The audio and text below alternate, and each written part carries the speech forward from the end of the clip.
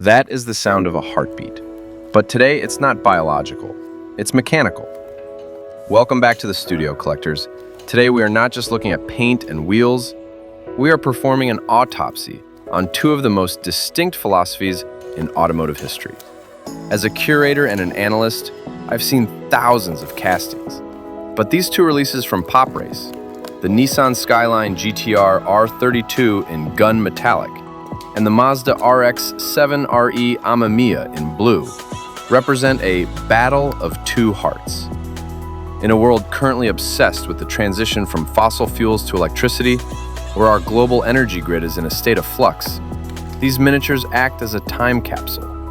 They remind us of a time when the heart of a car, its engine, was its soul, its identity, and its politics. Let's lay them out on the operating table. First, we look at the Godzilla, the Pop Race R32. Just feel the weight of this casting. Gunmetallic gray. It's the color of a battleship. It's the color of the Industrial Revolution. This car carries the RB26 DETT, an inline-six twin-turbocharged iron block. The engine philosophy here is over-engineering. In the late 80s, Japan was at its economic peak. They didn't just want to build a car, they wanted to build a monument to reliability and brute force. This diecast, with its opening hood, reveals a heart that could be tuned to 1,000 horsepower without braking. It smells like old-school ambition. But look at the global parallel. The R32 represents our heavy metal history, the era of coal, steel, and massive infrastructure. It's the philosophy of the established power.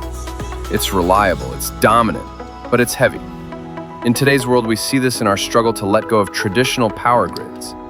We love the reliability of the iron block, but we fear its weight on our planet's future. When you hold this Pop Race R32, you aren't just holding a toy, you're holding the peak of the 20th century's industrial ego.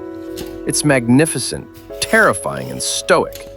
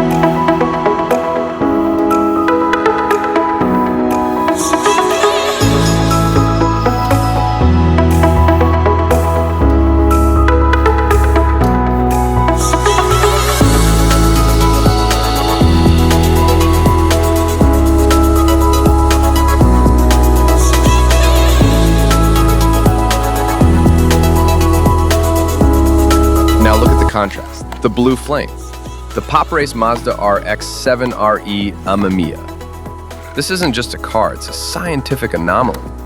While the R32 used pistons and heavy iron, the RX-7 used the 13B rotary engine. No pistons, just spinning rotors. RE Amemiya took that blue flame and pushed it to the limit. Look at the aero on this diecast. The fixed headlights, the aggressive diffusers. It looks like it's trying to escape the constraints of physics. It's so small, so light, yet so volatile. This is the philosophy of radical innovation. In the global context, the RX-7 is the Silicon Valley startup of the 90s. It's the experimental hydrogen cell. It's the solid-state battery. It's the idea that we can do more with less, even if it's fragile. But here's the heartbreak. The rotary engine, for all its brilliance, was thirsty and difficult to maintain. It's a metaphor for the clean energy solutions we chase today. Brilliant in theory, beautiful in execution, but incredibly hard to stabilize on a global scale.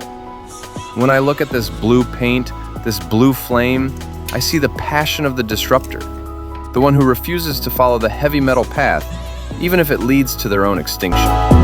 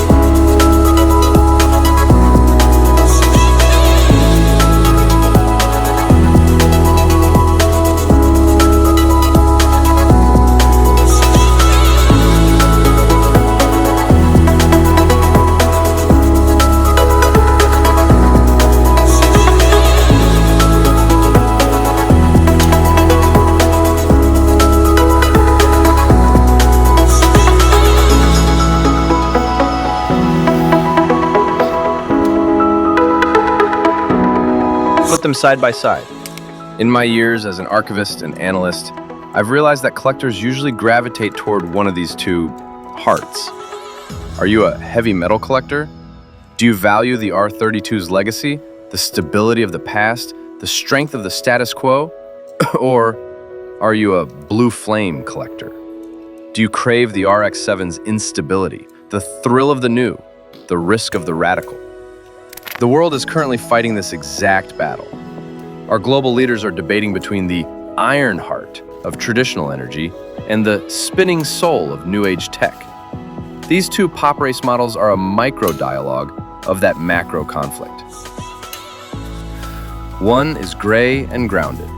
The other is blue and ethereal. One is about surviving the race. The other is about transcending it. As a quality control engineer would tell you, both are perfect in their own way, but they cannot exist in the same space without friction. So, what's the verdict? As we wrap up this 11-minute journey into the battle of two hearts, I want you to look at your own shelf. We collect these miniatures because we want to control a world that often feels out of control. We can hold Godzilla in our left hand and the blue flame in our right. We can bridge the gap between heavy metal and innovation that the real world hasn't quite figured out yet. Pop Race has done something special here. They didn't just give us cars, they gave us a choice of philosophy. Don't let anyone tell you these are just toys. They are the artifacts of our ambition. They are the stories of how we move, how we dream, and how we fight. Thank you for joining me in this deep dive. Whether you choose the iron or the flame, remember, the heart is what matters most. Don't forget to like and subscribe for more philosophical Diecast deep dives.